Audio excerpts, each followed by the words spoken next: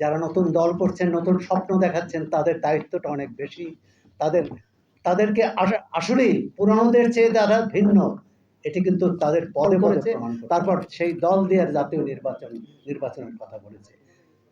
বড় বড় যে রাজনৈতিক দলগুলো জাতীয় নির্বাচন আগে চাচ্ছে, তাদের মধ্যে এই ভয়টি আছে। 5 আগস্টের পর কিন্তু অনাস্থা তৈরি ছিল না, সবাই ঐক্যবদ্ধ ছিল বলেই স্বৈরাচারের পতন ঘটানো গেছে। যতগুলো সংস্কার কমিশন হলো, অর্থনৈতিক কাঠামোর সংস্কারে তো কোনো কমিশন হলো না, রাজনৈতিক দলের সংস্কারে কোনো কমিশন হয়নি, যেটি এর জন্য রাষ্ট্র। বাংলাদেশের 18 কোটি মানুষের মধ্যে 16 কোটি মানুষের কাছে রাষ্ট্রের কোনো অর্থ নেই। এই রাষ্ট্র 16 কোটি মানুষের কাছে পৌঁছতে পারেনি। শুধু ভদ্রলোকের রাষ্ট্র আমরা চাই না।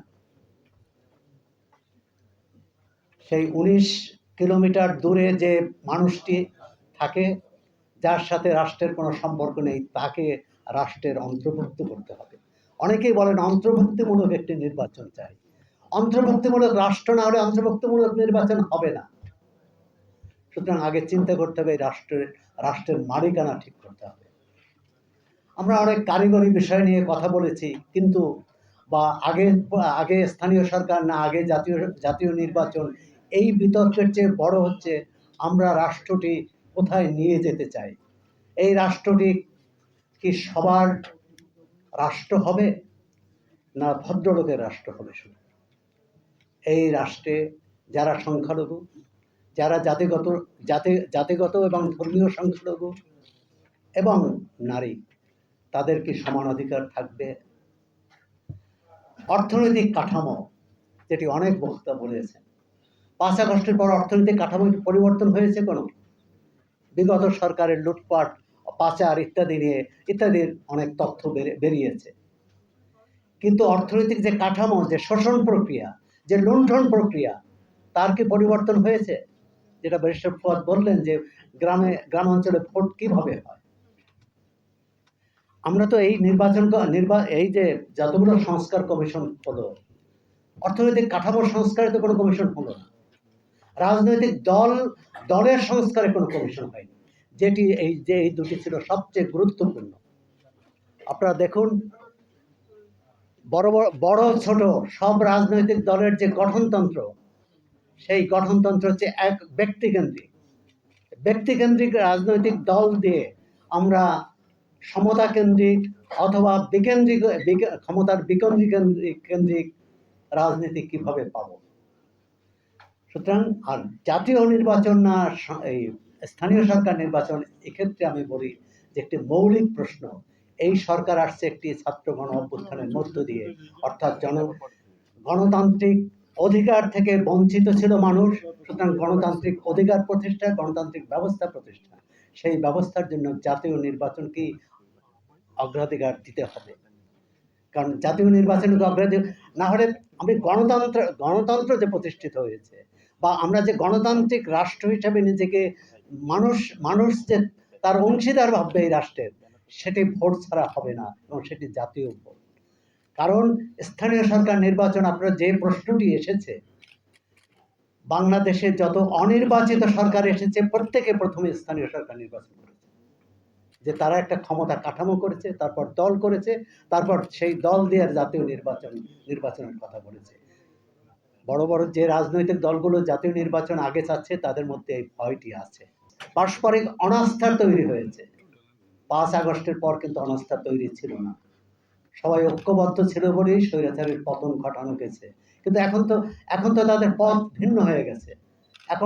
এখন সবাই ভোটের হিসাব করছে, ক্ষমতার হিসাব করছে। সেখানে পেশি শক্তি, কালো টাকা, চাঁদাবাজি, দখলবাজি সবই চলছে। এগুলো বন্ধ করা যাবে কি করে?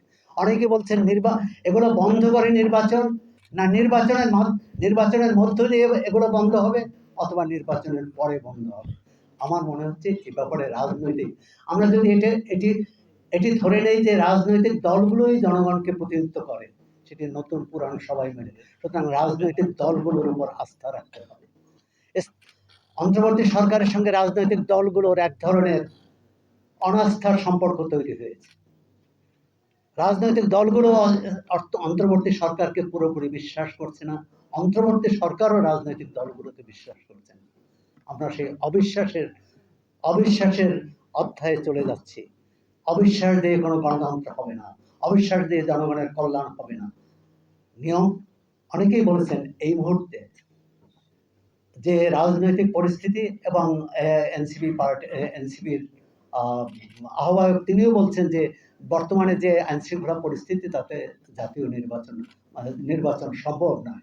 কিন্তু এই পরিস্থিতির কথা বলে তো নির্বাচন পেছানো যাবে না, বরং কি কারণে এই পরিস্থিতি কি করে দূর করা যাবে।